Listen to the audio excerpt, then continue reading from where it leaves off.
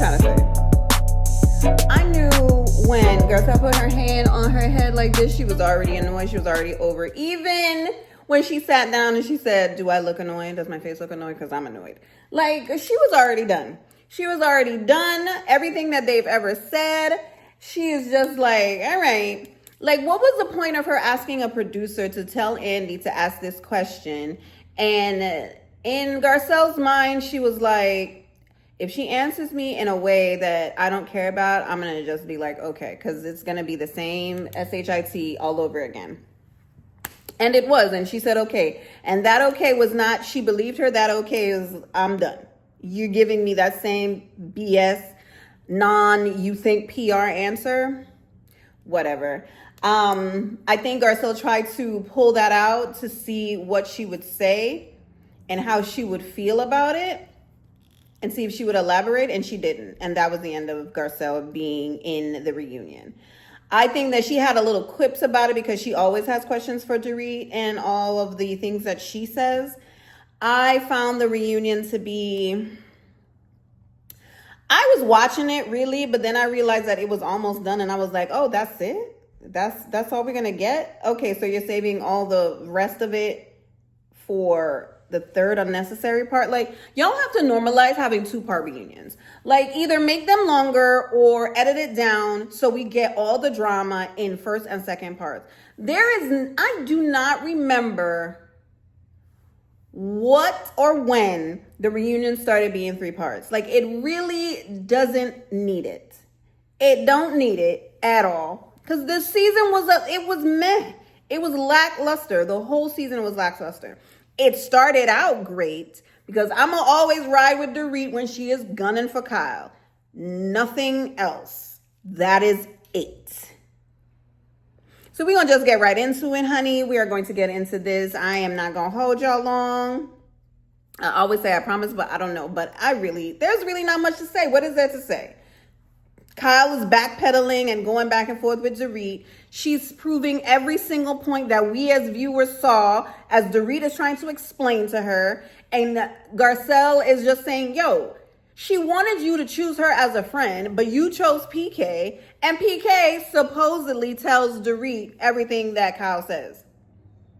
Like, so you're trying to say that Kyle and Erica were right when they said that PK is one of the girls and he likes the mess? We all know that PK likes the mess. We all know that. He loves getting into it. Because what did he first show us? He was being cheeky talking about Erica's vagina. Like, please. And for Erica to come back from that and her and Dorit be cool, the hypocrisy of it all. Y'all can't give Sutton a pass ever, especially Dorit. And her little digs, like, girl, first of all, Witches of Eastwick? You thought we didn't know what that was? You're trying to say, oh, I love you, Jennifer Tilly. You're cool because she has money. Because if she didn't have as much money as she does and how she flaunts it and her aloof attitude, and Jennifer Tilly does not take herself that serious. She really doesn't. I feel like she is the most honest person. And you're trying to tell me that you think that she would be on your side when Sutton is her best friend? Dorit, you can miss me with that. I will be on your side because Kyle is a liar. Kyle is not a girl's girl. She's no one's friend. And the fact that she is harping on, we were friends, when she could easily put somebody in timeout and then go on a national platform and say, we are not friends like that. And Dorit was actually right when she said, you as a friend, I let you slide with a whole lot of stuff. And that is why she fell off the deep end and she was in her villain era. Dorit is in her villain era. Let me tell you something. I did not know Dorit was going to stay in her villain era. I really thought she was going to pump the brakes on it. I thought that she didn't have enough gas to keep it going. But she does. She loves it, especially towards Sutton. Especially because you know why? Because Sutton doesn't know how to read. She doesn't know she can speak for herself, but you have to take her to a level, because at the end of the reunion, the second part, Dorit was digging and digging and digging. And then here she goes. There she is. There she is. Like, You want to dig at her and then you want her to be nice and not say anything, and you're telling her you've been quiet the whole reunion. So why do you even want to talk to her if you hate her so bad? And then Kyle talking about these two hate you and they're the ones on your side. And Kyle and not Kyle, what is this woman's name? Sutton and Garcelle were just sitting down there like, girl, okay, whatever. I really want to know what happened, because Garcelle makes it to the very end. She makes it to the very end when they're toasting and she just walks out. What was said in that circle, honey? What was said before? The editing really is gonna make us have to watch the third part, because the second part was just like it was just there. It was just like,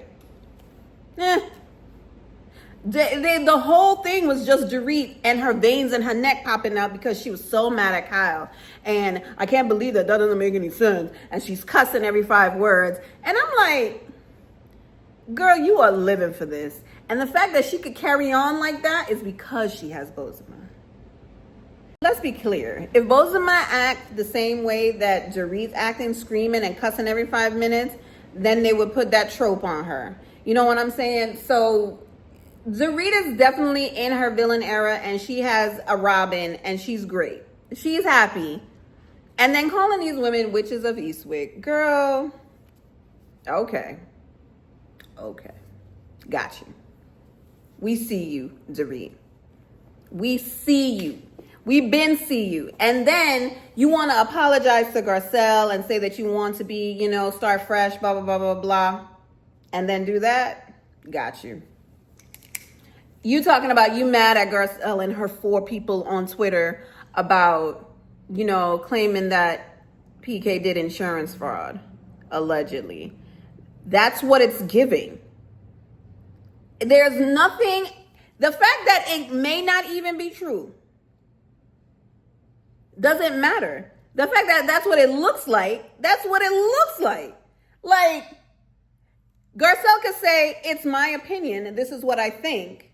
And then when Garcelle asks Erica, you think that we suck up to Kat? And from my understanding, the movie calls in that nature for that type of song. I have not watched the movie, so I honestly don't really know. And then she has lawsuits.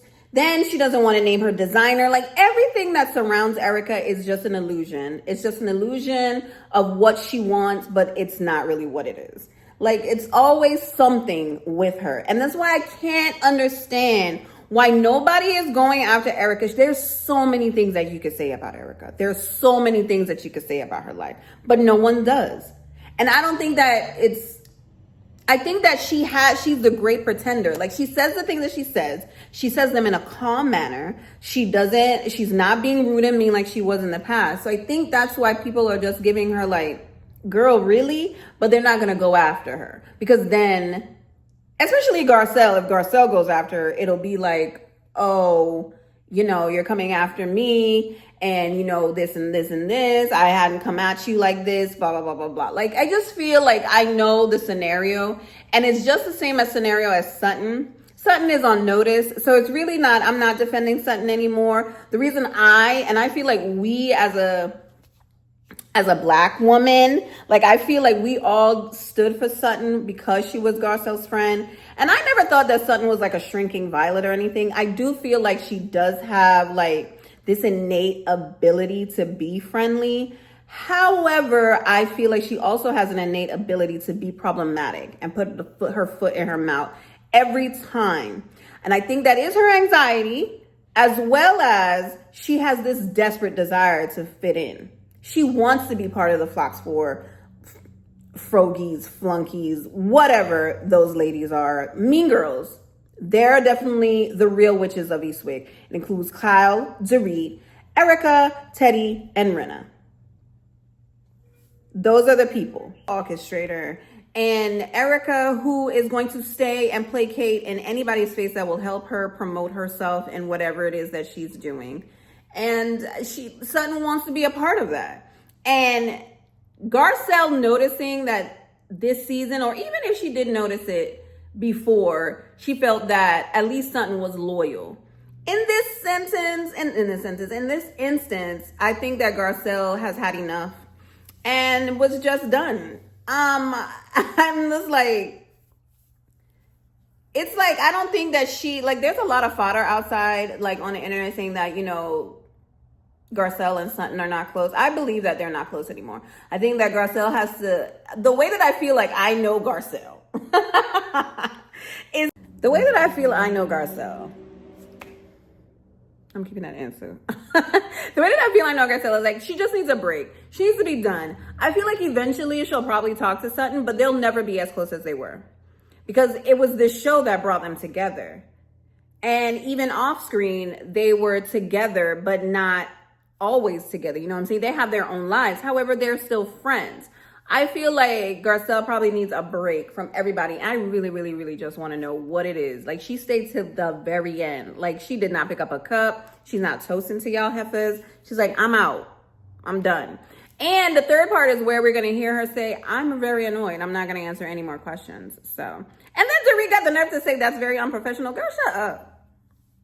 Shut up. What you lying about smoking? Everybody's face looked the exact same way. You're a social. And then Erica. Erica has the nerve to say that somebody is placating or sucking up to Kathy Hilton. Erica is the biggest suck up to Kyle Yamansky.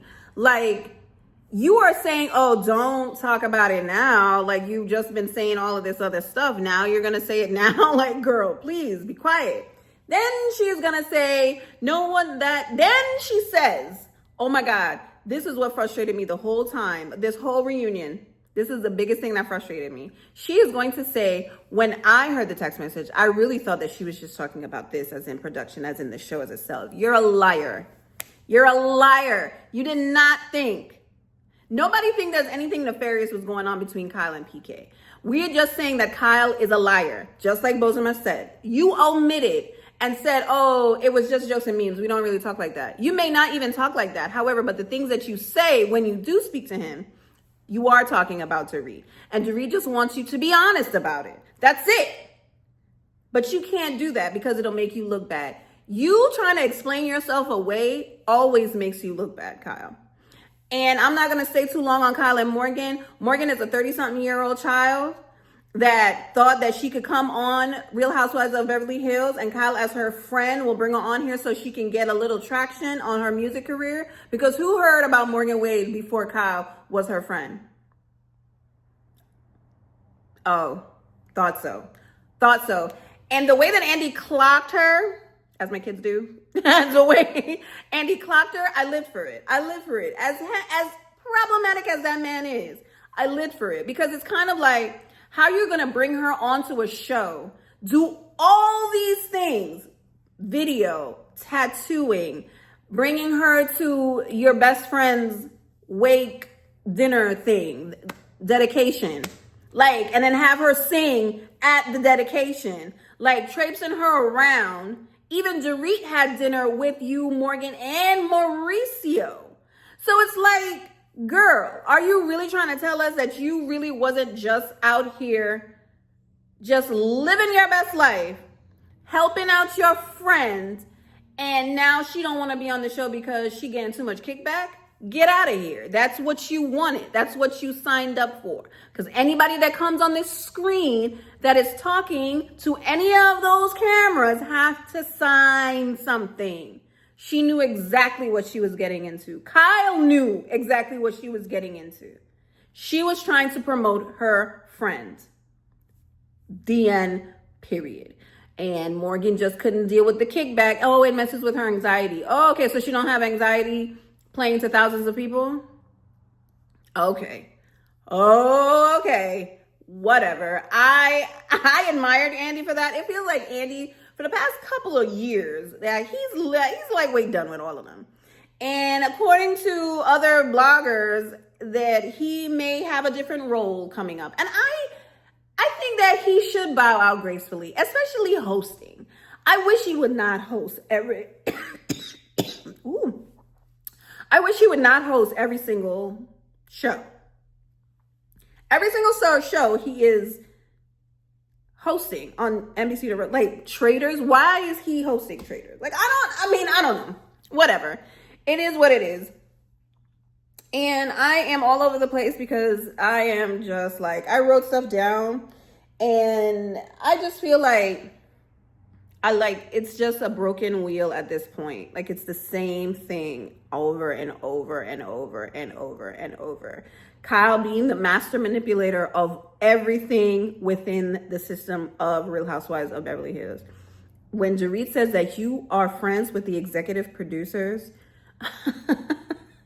which we already knew that you had an inside, like, it's really like, what else is there for her to give us? I feel like Kyle, people say that Kyle in the early years used to, give off. She gave off a nice person until she ousted Kim. From that third season, I always gave Kyle the side eye.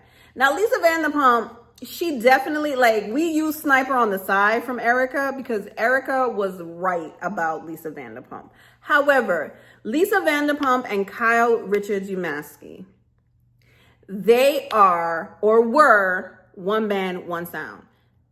Even Lisa's friends said, yeah, she conjures up things for this show. She does. She makes things happen. And we all knew that. But what we didn't know at that time is that Kyle was in on it. And I think Kyle gave Vanderpump a side eye when she told Brandy to bring them rags about Mauricio cheating or whatever. And I think that's where their friendship waned. People are talking about bringing Eileen back. I did not enjoy Eileen on this show. I felt like she was so pompous and so, like, she tried to be a nice girl. She tried to be nice, but I feel like her real persona is she's not really nice. That's why she got along with Erica and them and Renna and all of them.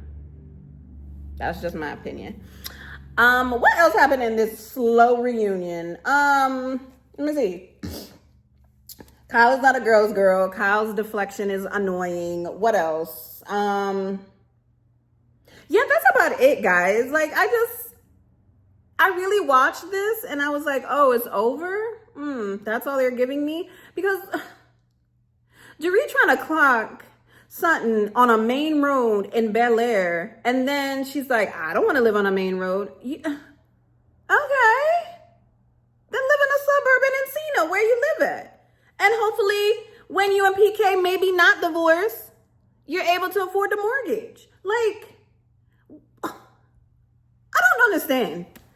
And I'm not defending Sutton. I'm not sticking up for Sutton. Sutton can stand on her own two wobbly legs. She can do it all on her own. She just chooses not to. Sutton can be a mean witch. Yes, she can. And we've seen it. I just feel like Sutton probably doesn't feel comfortable being a mean girl.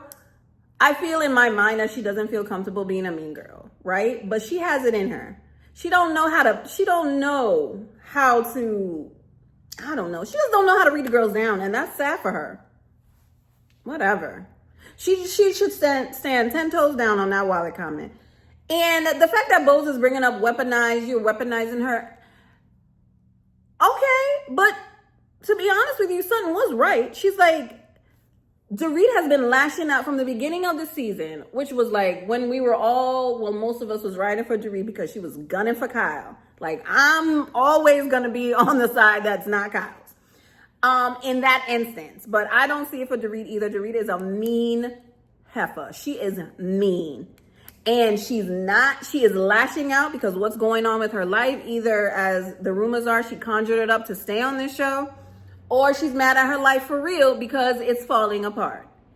And let's go back. I said, I don't know. Let's go back to, you see how I said that Kyle, like Sutton just doesn't know how to speak in an environment where she's getting ganged up on? It's kind of like, girl, all you had to say was production told me that it was time to go because we've been there for a while, which I assumed. I was like, the way that she interrupted her, like she jumped in like double dutch, was just like, oh, we've been here for a while. Like, you really need to, like, we need to go. We really need to go. And they were like, yeah, you stop it. Like, tell her that we need to go. She's been talking forever. And my assumption was they've been there for a while. Garcelle lives like maybe an hour away. We need to get on the road. Like, you could talk about this in the van. Like, we could talk about this in the Sprinter. Like, whoever you want to speak to, you can definitely speak to in the car. Which she should have said that. However, but Sutton, I don't know what her deal is. She needs to figure it out. We can't help her. She needs to figure it out. And I hope she does. Whether it's on this show or in her life. And Dorit, I don't see it for Sutton. But you're a mean, oh my God. The way that she was digging at Sutton talking about, I don't have to buy people. I have real love in my life. Like, she is digging a hole for Sutton, and she gonna find out. Well, not really, because Bo's gonna be her Kate, and they're gonna be the new Sutton and Garcelle. Maybe that was the reason all along. Okay, Bose, we see you. Anyway, that was this reunion, child. If y'all made it this far, thank you. Welcome. Leave your salutations in the comments. Like and subscribe to my Rant and Raven reviews of these women of Beverly. The season was lackluster. This part 2 was lackluster. This is what they do to us all the time. They force us to watch 3 parts. And I just wish that they would just normalize just having 2 parts, or just even one, like one long one. Like, why we can't do that? Why can't we just have one reunion, an hour and 30 minutes, call it a day. Give us a break. Anyway, I love you guys for watching, and I'll see y'all in the next one. God, I can't wait for Miami to come back. Golly, give us something good, because Miami always be giving us the good. They give us the good pasteles. Like, I love it. Like, give it to us. Hurry up. Okay. Bye.